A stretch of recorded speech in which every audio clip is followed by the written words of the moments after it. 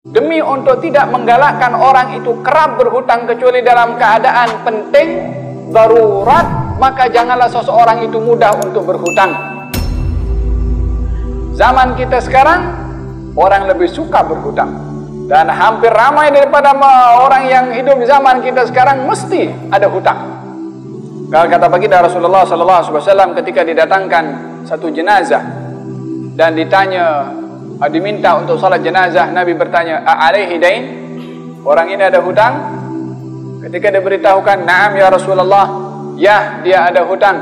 Nabi bersabda, "Sallu ala sahibikum." Kamu salat untuk orang ini. Nabi tak salat.